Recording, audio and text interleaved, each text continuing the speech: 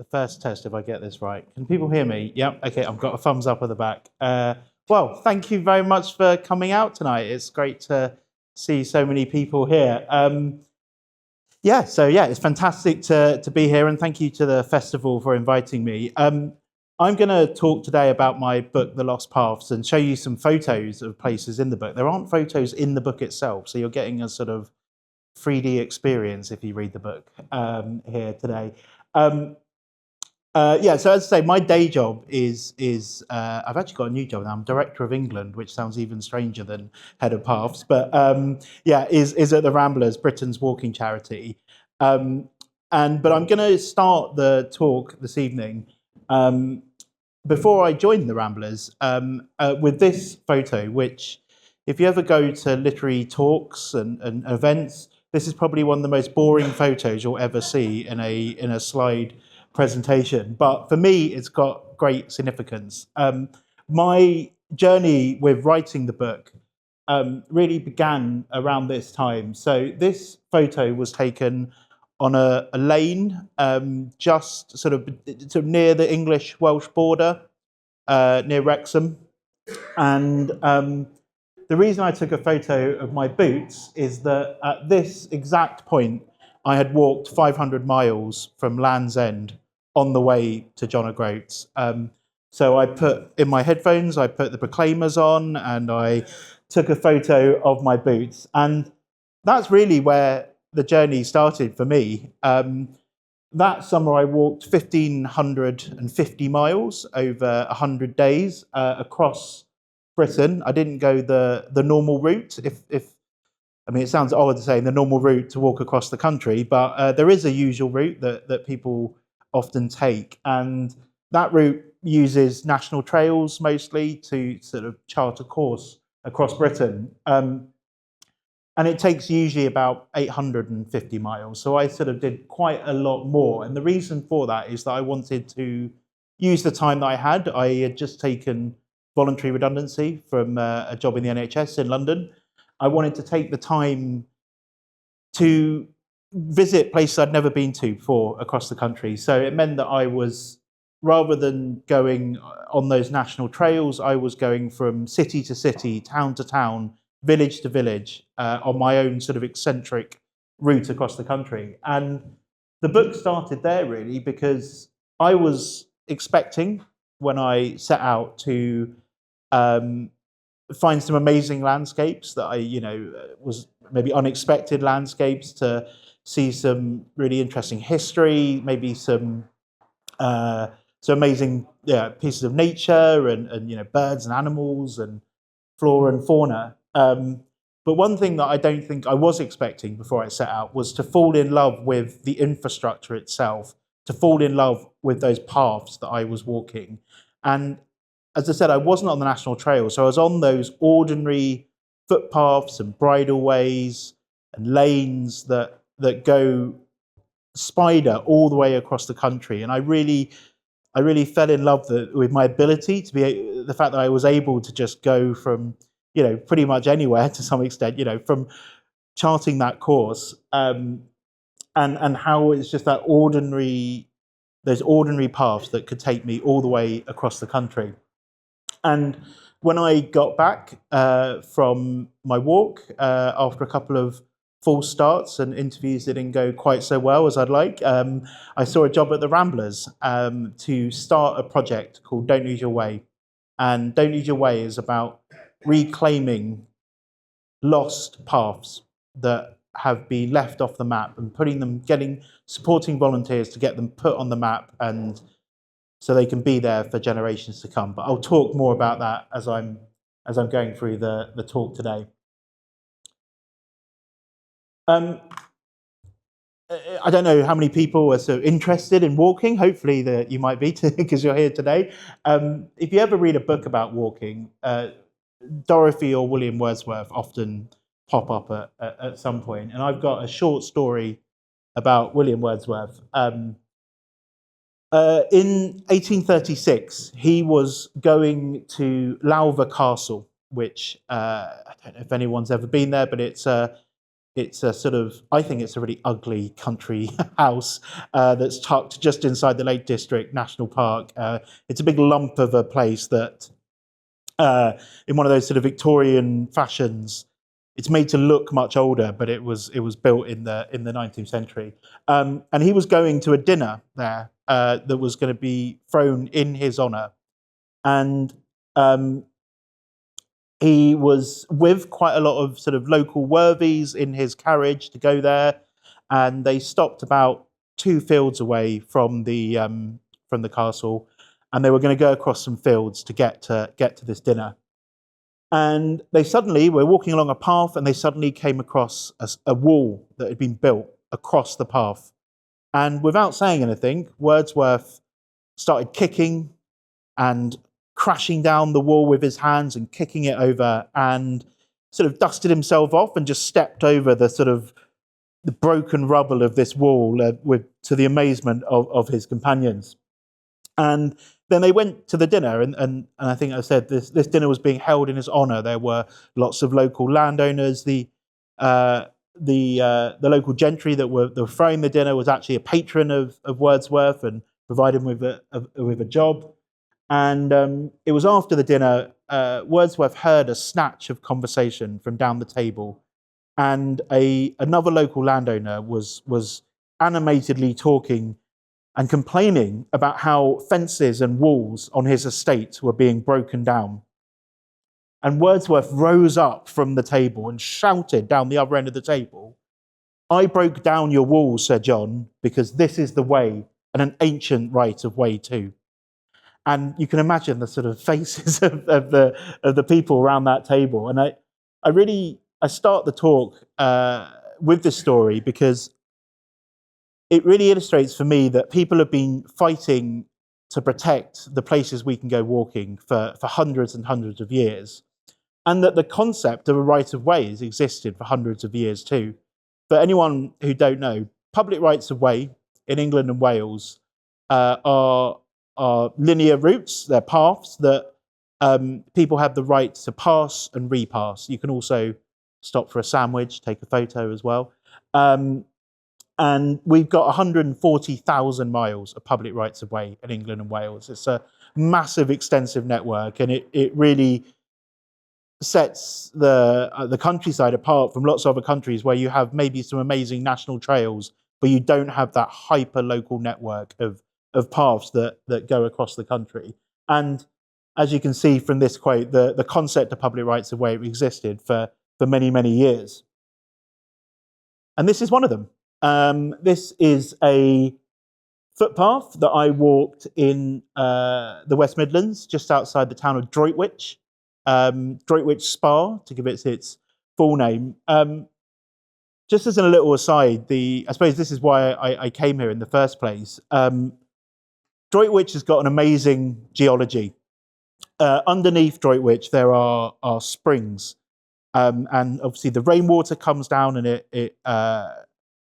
it goes down into the earth, and it goes into a massive pan of salt that sits under the whole area, a big layer of salt that is basically the remnants of a prehistoric sea.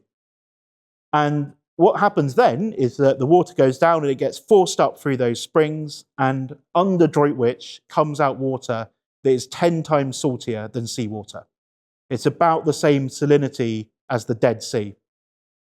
And actually the river that runs through Droitwich is called the Salwap, which in Old English, Sal means salt and wap means to throw up.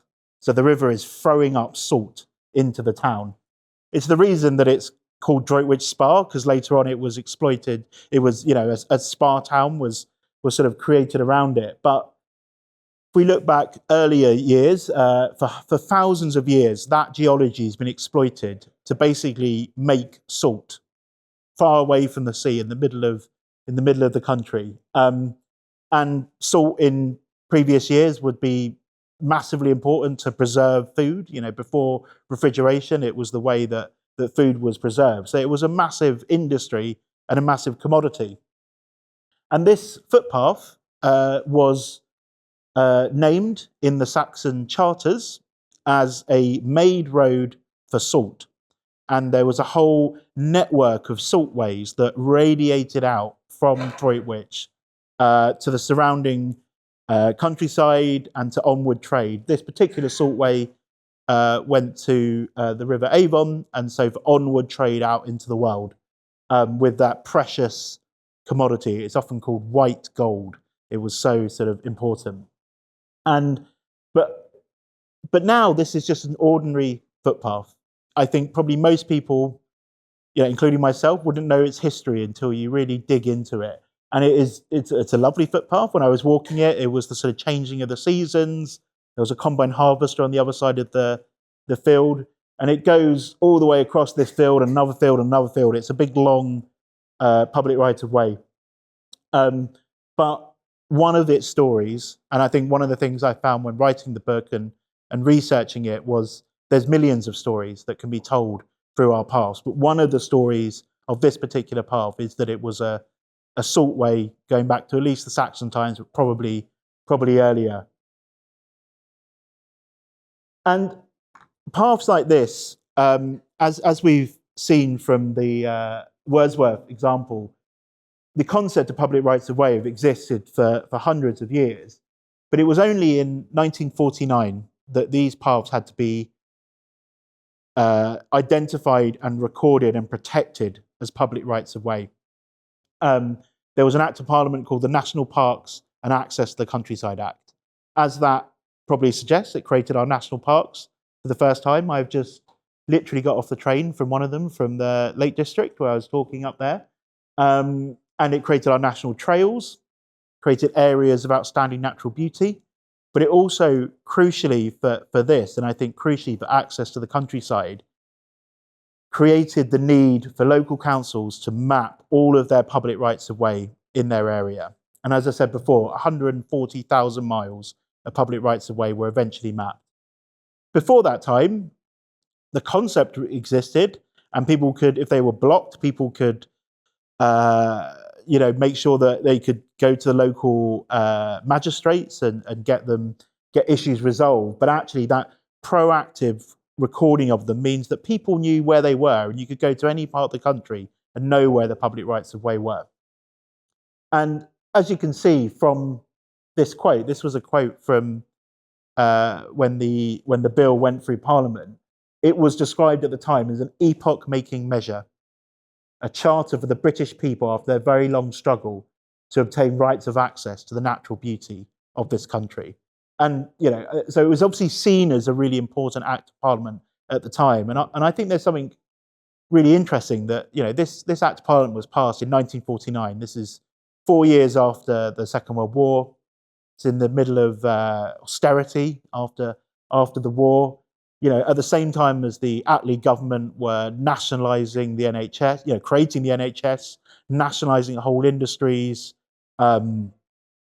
attempting to sort of grant independence to a lot of the sort of colonies, creating nuclear weapons. They decided at the same time in that big sort of legislative programme to protect our public rights of way. And this is a map. This is an Ordnance Survey map from the early 1950s, showing, you can't really see it, I don't know if this shines, but there are footpath signs, there are footpath labels on there. And the process of creating these maps for the first time was a great work of the citizenry, really. It was the people that did it. If you had gone out on the paths in the early 1950s, you would have seen groups of ramblers, but also horse riders and cyclists and anglers, and Boy Scouts and parish councils walking the paths, and they were noting and drawing all of the paths they currently used in their area.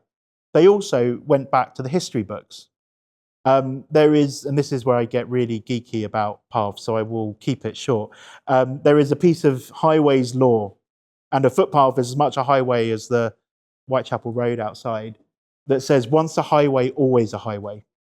And that means that if the public have used a path at any point in the past, going back into time immemorial, they should be able to use it now, unless that's been legally stopped up by another mechanism.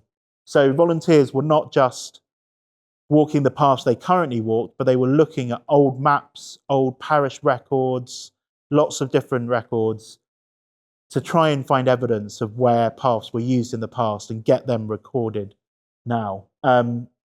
It's worth saying, and maybe I'll give the sort of answer to this question, but you can think about it whilst I'm doing the rest of my talk. But when I say time immemorial, there is a date of time immemorial, weirdly, in English law. It's the 6th of July, 1189. So quite a specific date. So it's not the sort of completely distant past. But maybe if there's any sort of real English history buffs here, they might be able to know the significance of that date. But we'll come on to that with the questions, maybe. And they were recording paths in places like this. This is one of the communities I visited to write the book. This is the village of Chittlehampton in North Devon. And it's a beautiful place. It's quite sort of sleepy out of the way. It's not necessarily where the tourists go, to the coast. It's sort of a bit away from the coast, but it's a beautiful place. And I came here to some of the amazing deep lanes that you get in this part of the world. I came here because I'd read an article from 1950 in the North Devon Journal, and this article was reporting on consternation at the parish council. They were upset, particularly the Reverend Andrews, that they had to do this work of recording public rights of way. In particular, Reverend Andrews, he said he was just amazed that why should they record paths for people outside the parish? Like, what is the need for that? They also, the pamphlets sort of suggesting how council should go about this said they should do it on Rogation Sunday, which is part of the religious calendar, and he was particularly exercised that a religious holiday would be used for this sort of purpose. He said one of the reasons they didn't need these paths recorded are that children don't walk to school anymore, and the postman of the future would have helicopters, so there was no need for them at all. Yeah, drones, exactly. Maybe he was ahead of his time. And as I said, he said that people don't come our way, so we don't need to record these paths for people outside the parish. But as I found when I was looking into the parish of Chittlehampton, people had been coming there that way for hundreds and hundreds of years. There is the parish church in the village is known as the Cathedral of North Devon. It's a sort of it's a term that's given to quite a lot of churches across the country. There's the Cathedral of the Industrial Revolution in the West Midlands. There's the Cathedral of the East End on the Commercial Road, not far from here. It usually means it's just a really big church, and we're a surprisingly big church. And the parish church here is big because of something that maybe you could easily overlook at the base of it, which is a holy well that to a local saint called St. Erith. You can't actually see the well now. It was capped as an unsafe water source by the council in the 1950s, but it is there still. And that well was a place of pilgrimage for thousands and thousands of people over hundreds of years. I think when we're thinking about pilgrimage, if people do, they think about trails like the Camino in the Iberian Peninsula, very singular routes for pilgrimage, or pilgrimage routes to Canterbury. But actually, people came not on one route to the well. They came down these lanes from all around the whole surrounding area, along these lanes that were also used to go to market, to go to church for more general services. They were used by pilgrims, one of the multi-layered reasons for these paths to be used and to exist. And probably the pilgrimage here was local. It was from Devon, from Dorset, from Cornwall. And that's where people came down. And it's worth saying that the pilgrimage in particular was for people with eye complaints. So they would come along these lanes to go to the Holy Well.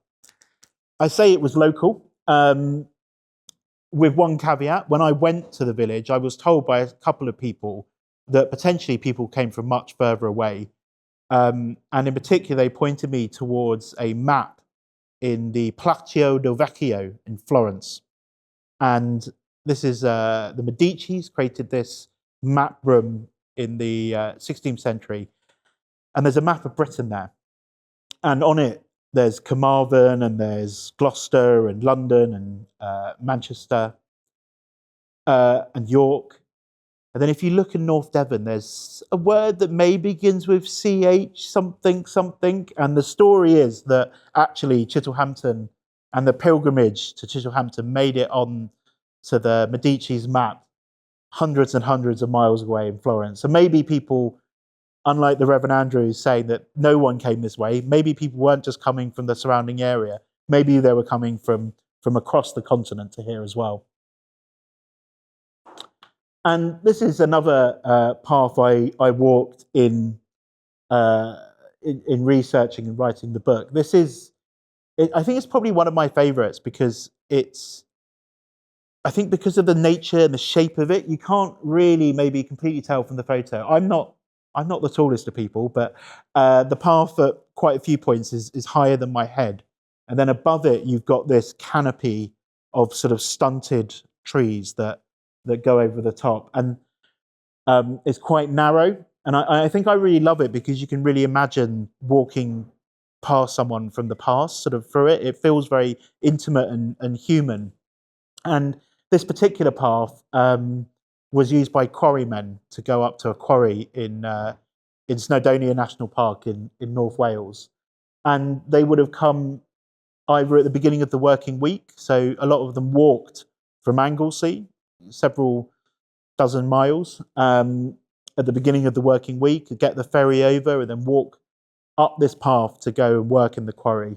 Or they would have walked up and down it every day and every morning, either to go to work or to go to the chapel or to go to the pub in the nearby village of Llanberis. And yeah, it's a beautiful path. The other thing that you won't be able to see from the photo is that at quite a few points, the spoil from the slate quarry comes up to the top of the wall. So it's almost like the path is burrowing or buried in this slate. It's amazing.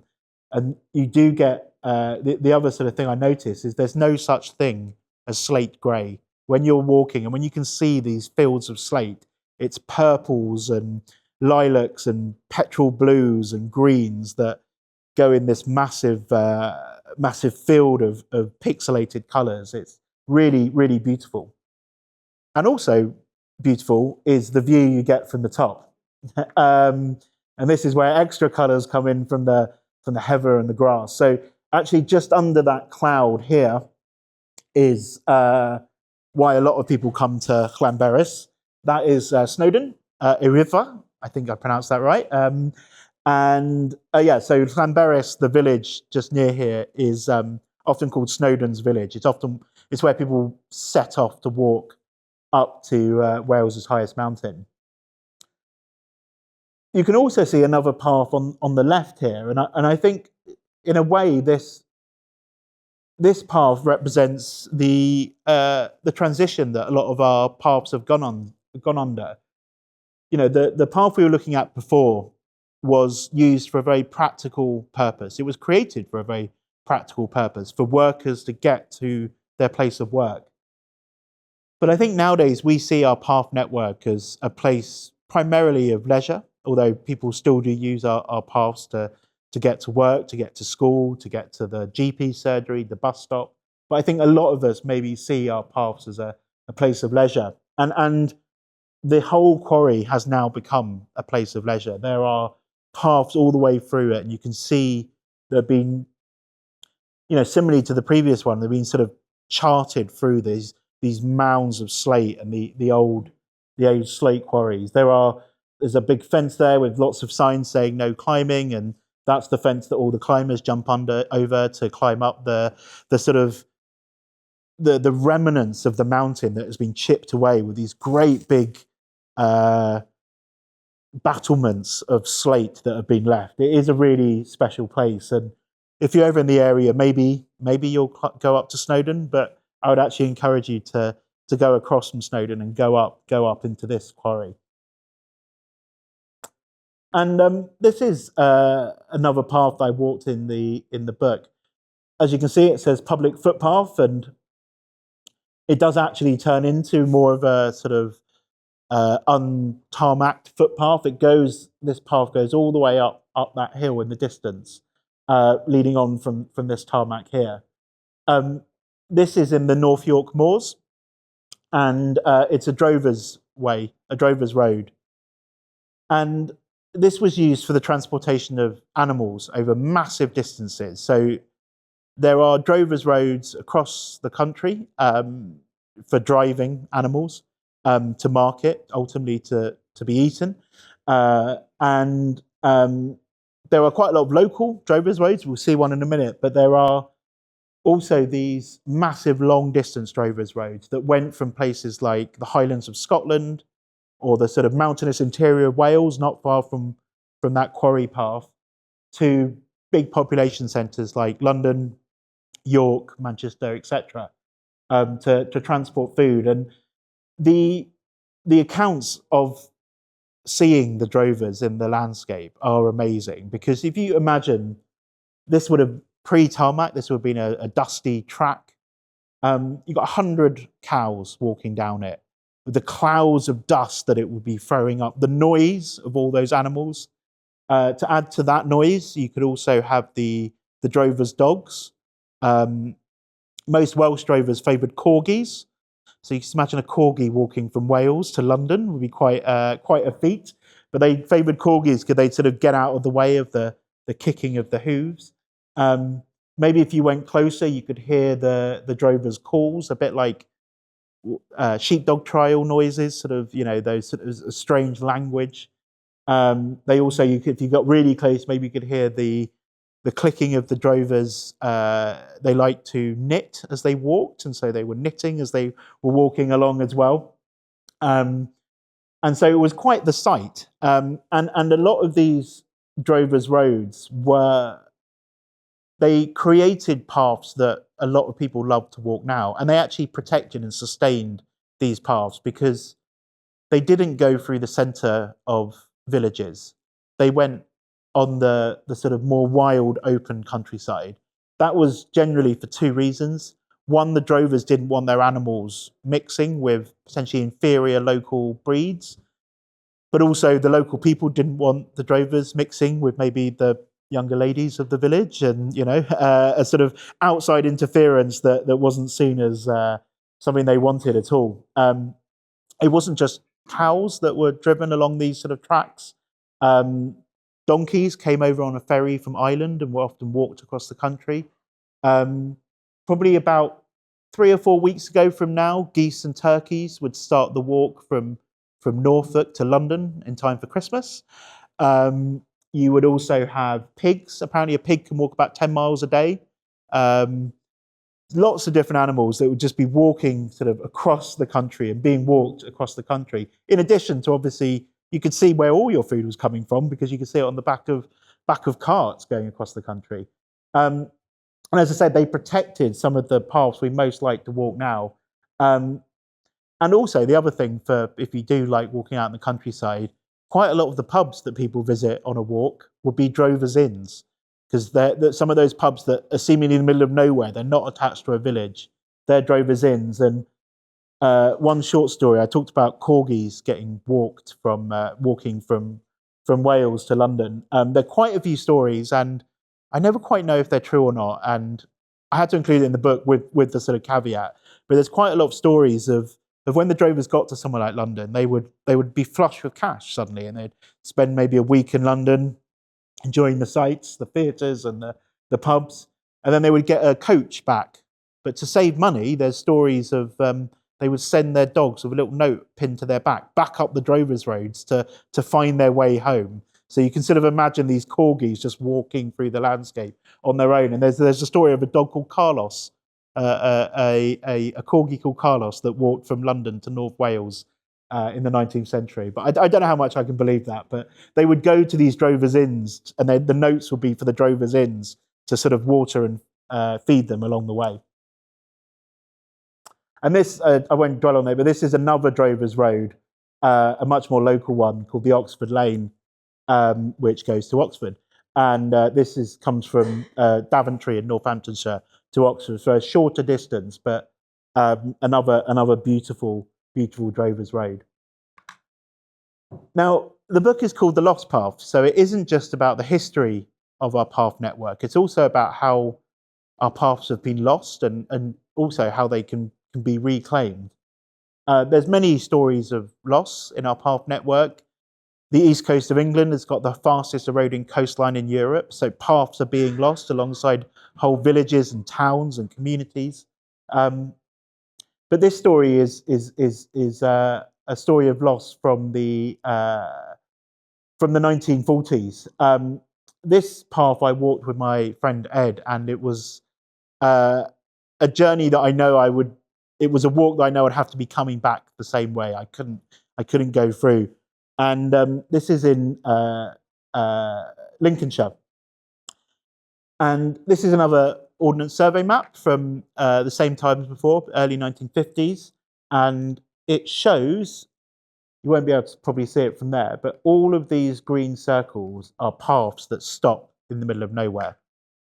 And the reason they stop is that word in the middle, airfield.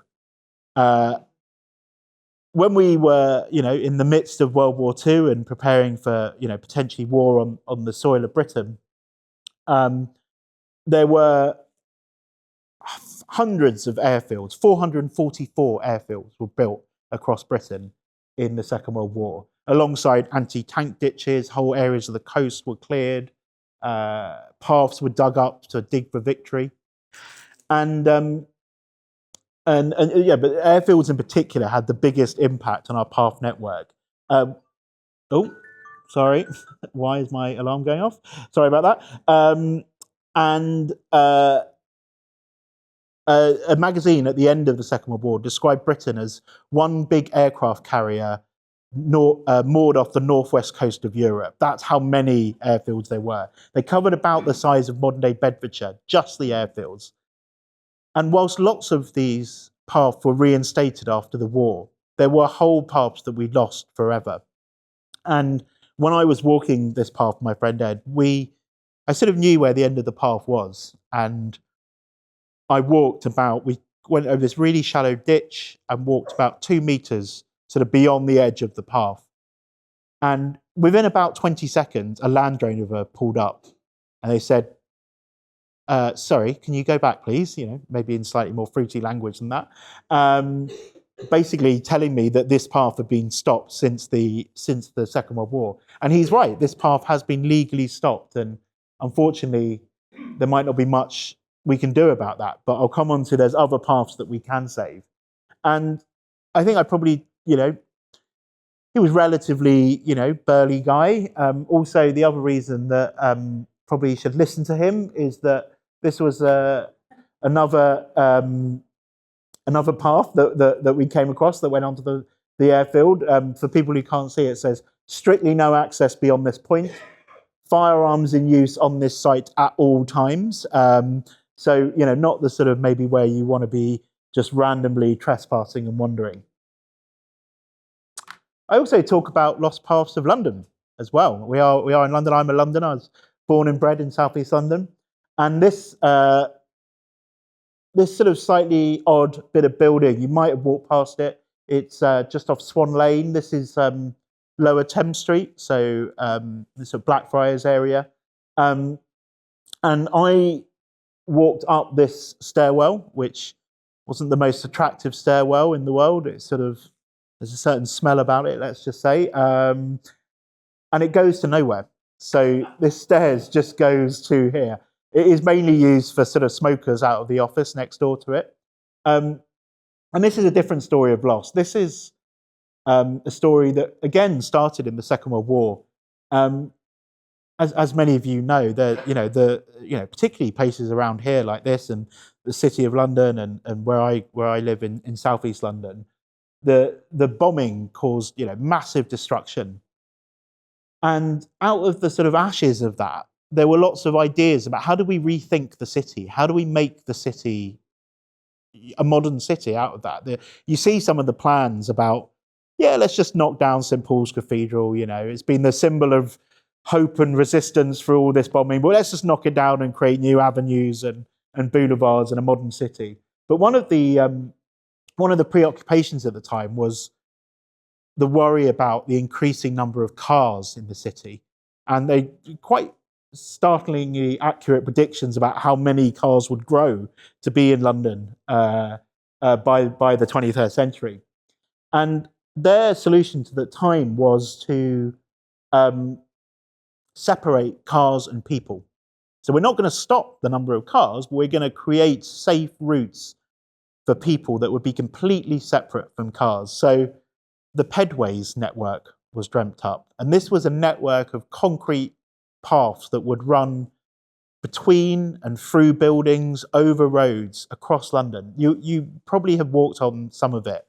Unfortunately, it didn't really, well, fortunately or unfortunately, I don't know, it depends on your view, but it didn't really work because there was no, unlike public rights of way that have a legal status and a protection, and you know they shouldn't be blocked, they can't be easily built upon. This had no legal status at all. It was basically a deal between London County Council and developers, and it meant that you had pedways like this that used to go across this street, across Upper Thames Street, or might be Lower Thames Street. It changes at some point around here, through another building opposite, and then it goes on to the wider network. But when the owner of the building opposite wanted to redevelop, put up another new building, as many of you know, in the City of London, it feels like the buildings get rebuilt every 10 years or so. It left this stump of a network. There are bits of the pedway network that you can still walk today. Probably the most successful bit that was built is the Barbican.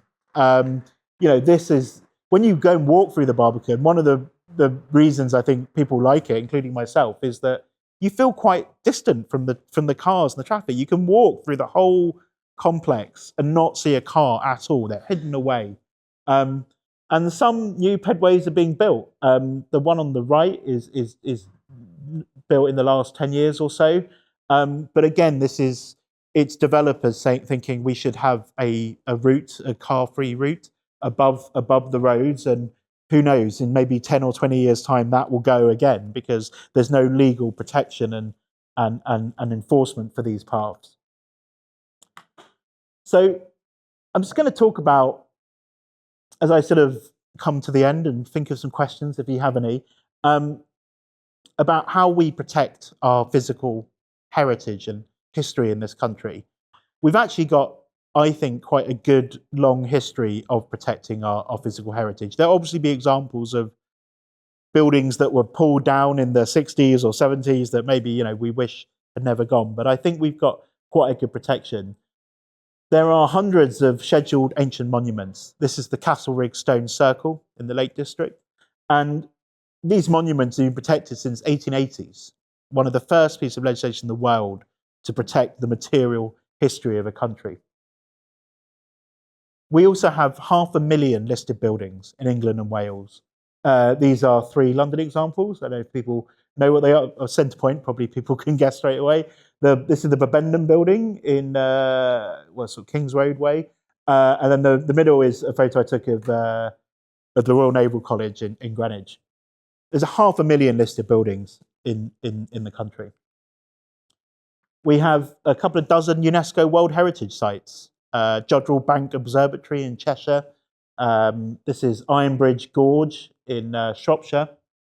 On top of that, we have 50 protected battlefield sites where that have to be protected because of their historical significance. We've also got 50 protected wreck sites off the coast of Britain, which is protecting that maritime heritage and history. And I would put the protection of our public rights of way as alongside those acts of parliament, alongside the Scheduled Ancient Monuments Act, the Town and Country Planning Act that brought in listing, because I think that that 140,000 miles of public rights of way isn't just, I mean, they are this, and this is really important. They aren't just a practical way to access the countryside and our amazing natural landscapes, or even in towns and cities, but they are, I would put the National Parks and Access the Countryside Act as an act of parliament that protected our history, and it's our history on foot. Because I think often that history can get overlooked. We've seen some of that history in the Quarries Path and the Drovers Roads, but I think it gets overlooked because it's fundamentally a working class part of our history.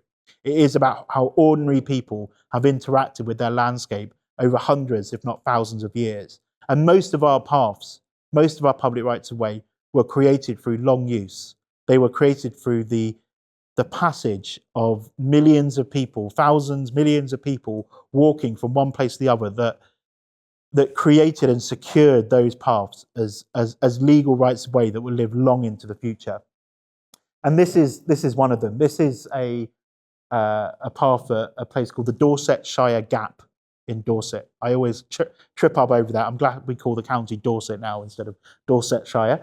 And this is a meeting of 5 paths that meet in this woodland, and it's a really special place. As you might be able to see from the left, there's banks of greenery. When I went, all of this is wilting wild garlic, so you can imagine the smell as well through here. And these are paths that have been worn down by the passage of millions of feet and hooves over generations and generations, along with water coming into them and wearing it down as well. But ultimately, this has been worn down by people over hundreds of years into a holloway, like the holloway we have in North London is named after literally a way that has been hollowed out over generations.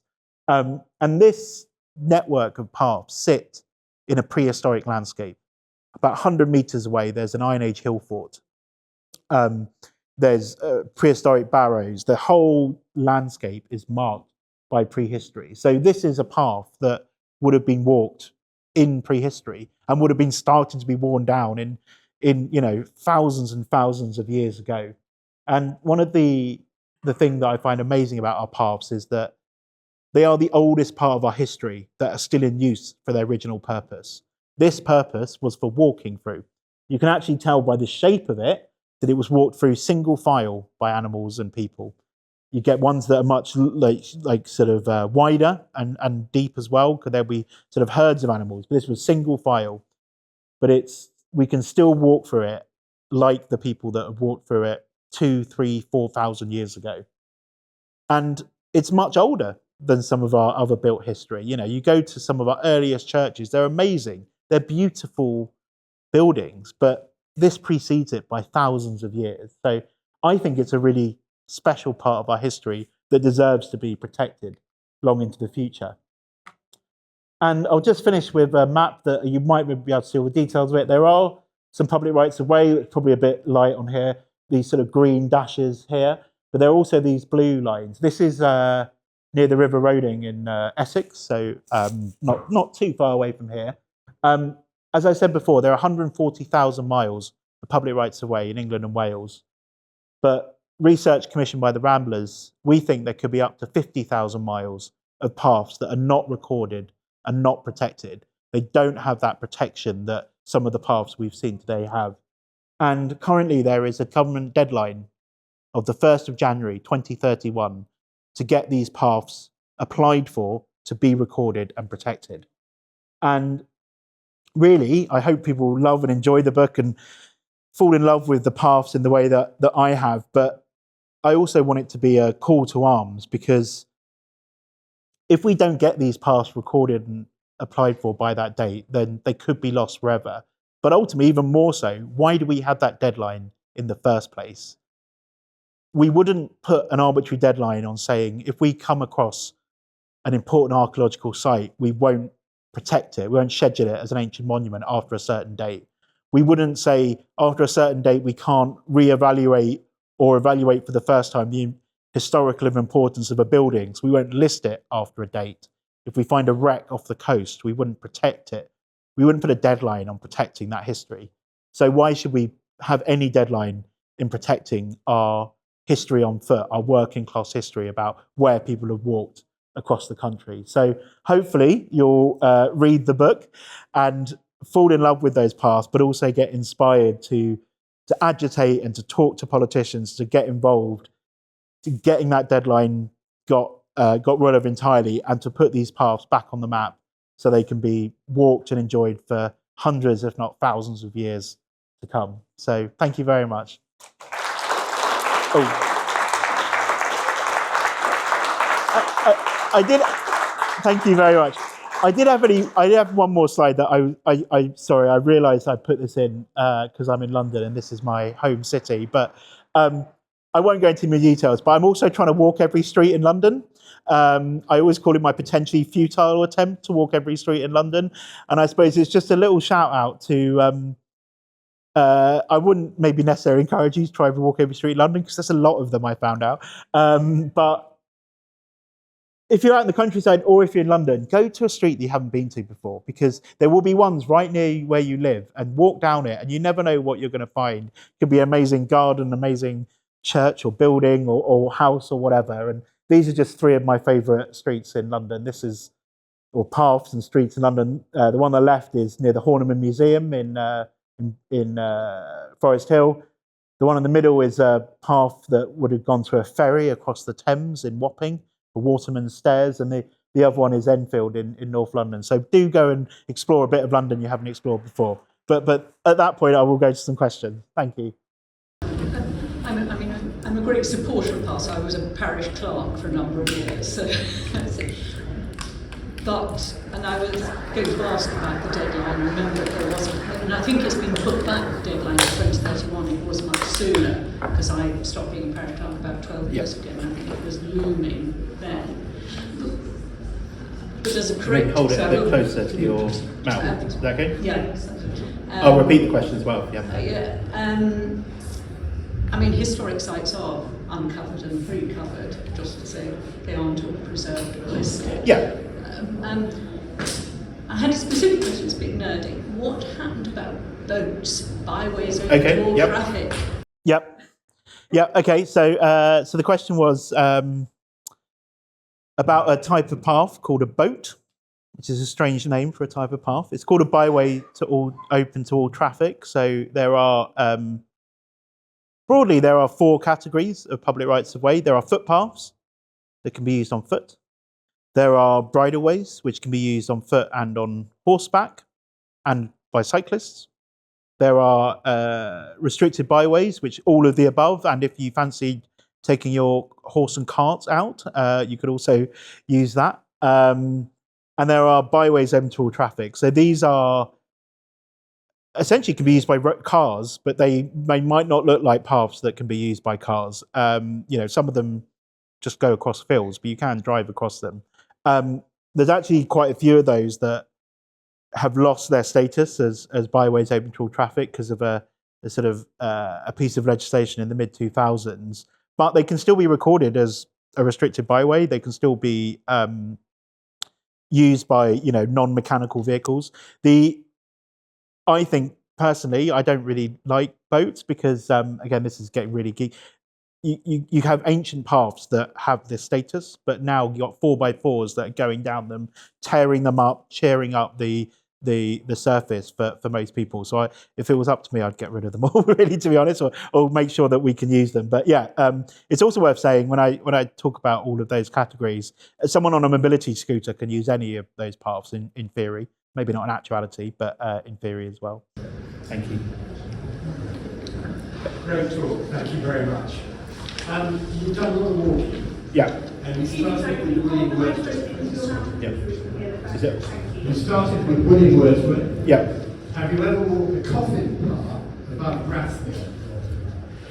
I think I have, yeah. So a coffin path, I'm pretty sure I have. I have walked a corpse path. I write about them in the book. So coffin path, corpse paths, they have lots of different names, are fascinating paths that you find them particularly in places like the Lake District or the North York Moors and quite sort of open countryside. They were paths used for the dead.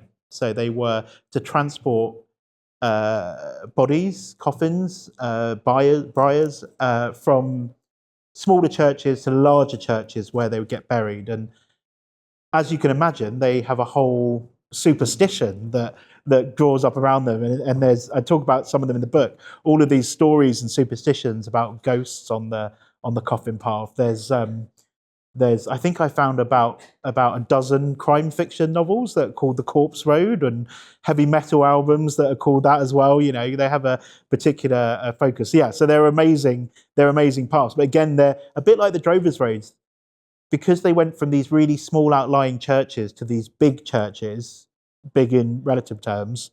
They often go through quite open countryside where people like to walk. And the first time I came across the coffin path was when I was on Land's End to John O'Groats, and I was walking. I might be the one you're talking about from Ambleside, and it was one of those days where it was just constantly raining. Happens a lot in the Lake District, including yesterday when I was in the Lake District.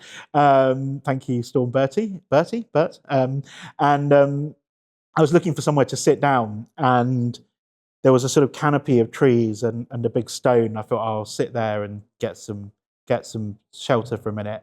And only when I got up did my bag scrape against a sign, and at the back it said Corpse Road or Coffin Path. And the stone that I was sitting on, inadvertently, was a stone that had been placed there to where the pallbearers could put the coffin down on their long walk from one church to the other. So I don't know if that was sort of inappropriate or not, but I did just sit on a stone. But yeah, so they're amazing. Some of those amazing histories that can be found in something seemingly quite ordinary like paths.